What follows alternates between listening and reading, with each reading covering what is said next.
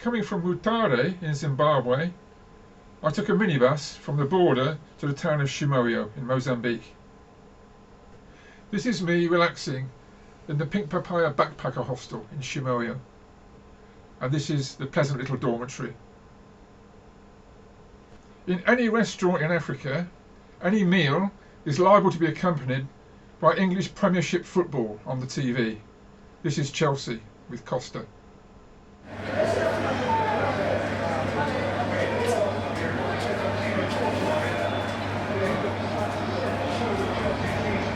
At 4 in the morning, I took a bus from Chimoio to Nampula, then a change of transport and onto Mozambique Island.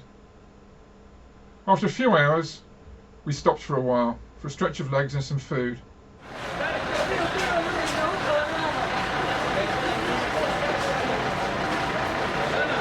As in anywhere in Africa, hordes of people gather around the bus.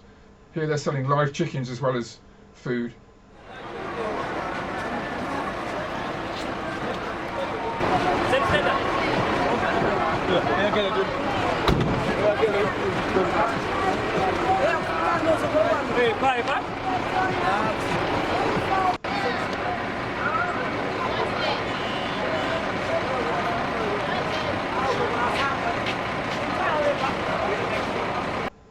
In Stone Town on Mozambique Island, I stayed in Ruby Backpacker, situated in a lovely 400-year-old house.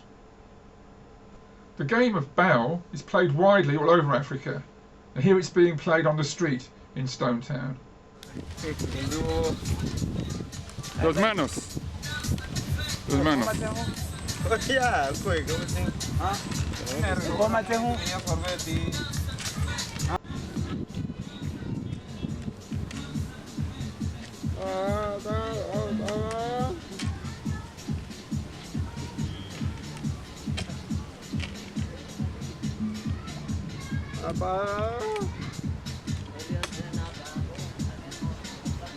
And when I got back to Ruby Backpacker, 2 members of staff were playing it. Despite watching frequently, I have no idea what they're doing or what the rules are.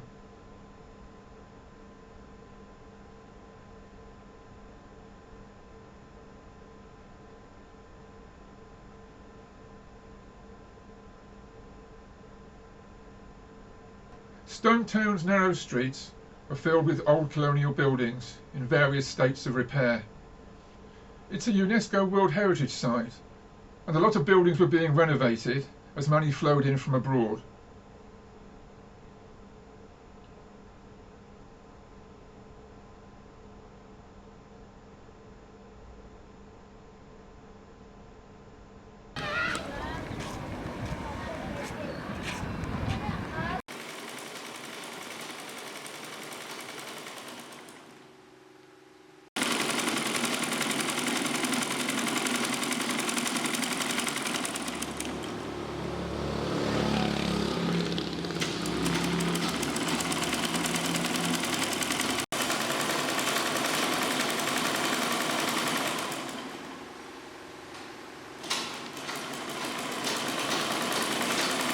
At dusk every evening, hundreds of huge flying fox fruit bats flew out of the trees.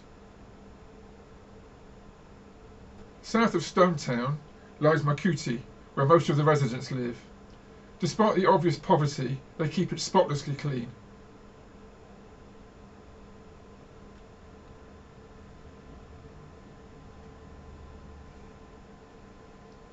Most days, along the shore, you'll encounter fishermen mending their nets.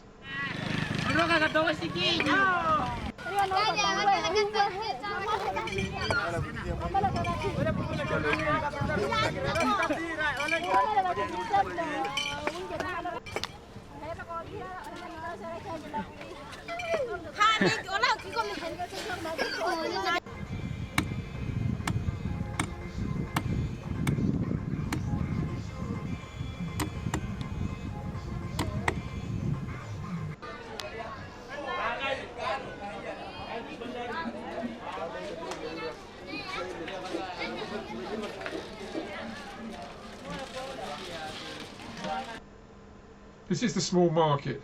Bear in mind that everything has to come from the mainland.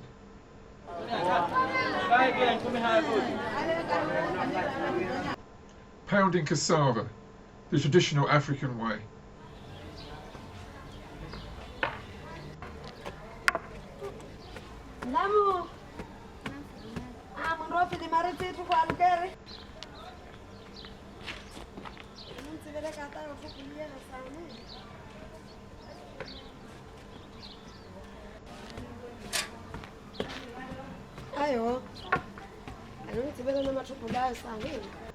I've no idea what this game is called. If you know, please advise me.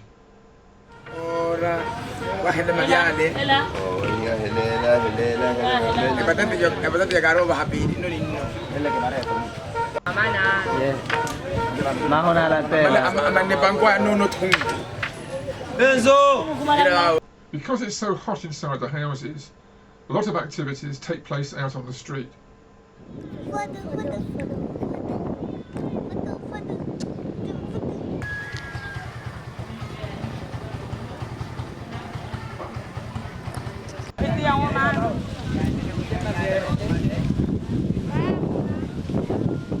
And then, after 3 days, among wonderfully friendly people, it was back across the bridge to the mainland, back to Nampula, and then train to Coamba. The railway line was being rebuilt by the Chinese for use by huge multi-thousand-ton coal trains, and we often had to wait for them to pass.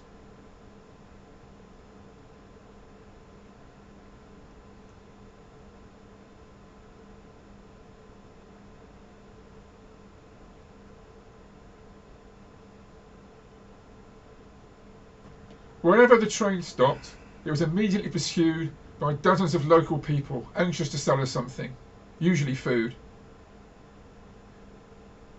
Any extra income is really important for them. This is not a rich country. No.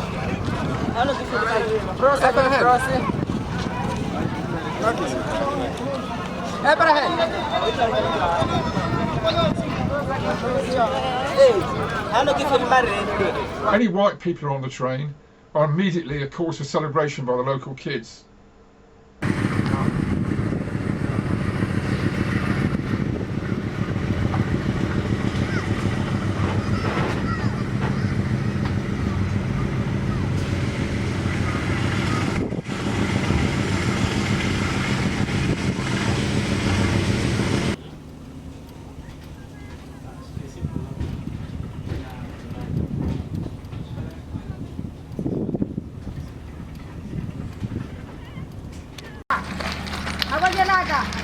Agua gelata.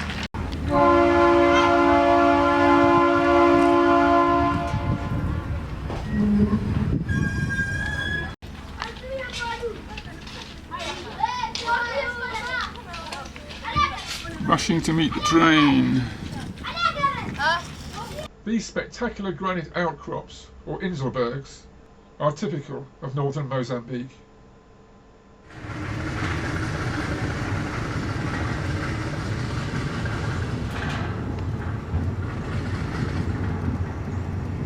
And so, after just 10 days in Mozambique, it was on to the border town of Chiponde in Malawi.